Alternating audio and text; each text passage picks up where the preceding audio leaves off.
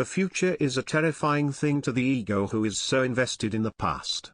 But to the present awareness, the neutral observer, the future is an infinite opportunity of creation manifest. Why would you read the same word over and over again when you could be reading the entire book and moving on to the next page? Thought, memory, and imagination are the Holy Trinity when it comes to maintaining the illusion of time. Think about it: when you remember something, you're not actually traveling back to the past and seeing said memory as it was recorded. You're triggering the specific neural pathway, the specific stimuli/external event triggered when you first experienced it, with a few alterations.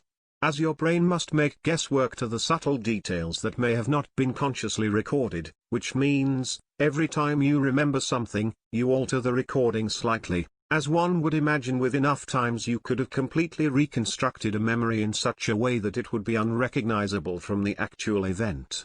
Don't get me wrong. Memory is incredibly useful. Memory is what maintains a good portion of our sanity, but when you allow memory to overtake what's right in front of you, letting the past define your current moment, is when you start going down a rabbit hole that should have never been entered. The only way one can truly be honest about what's going on is to look within the present moment and take note of what is happening at that very second and what can be done or how one could move forward in that very second.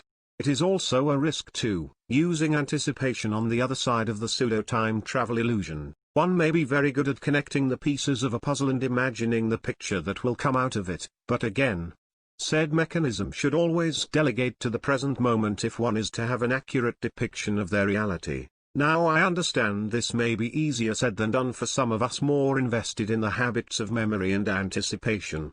One may have difficulty turning off the internal monologue that exists as a driving factor towards pseudo-time travel. This is where I recommend meditation. Meditation is the practice of taking in the current stimuli of the present moment without introducing a bias/comment upon the information, simply observing and flowing. Letting your thoughts introduce themselves to you, and then letting them say their goodbyes. All the while not forcing anything, not expecting anything, and not trying to formulate a narrative on what's going on within the experience. With enough meditation, the illusion of pseudo-time travel becomes less immersive and controlling because thoughts are realized to be a part of the environmental subconscious and not your actual being. Separating who you are from what you interpret thoughts to be plays a huge part in prioritizing the present over the past and future, and gaining control over the flow in which we make pace with time, instead of letting time fly by. Spread your wings. Fly with it. This your boy Khalif, full of love and divine light. Signing off.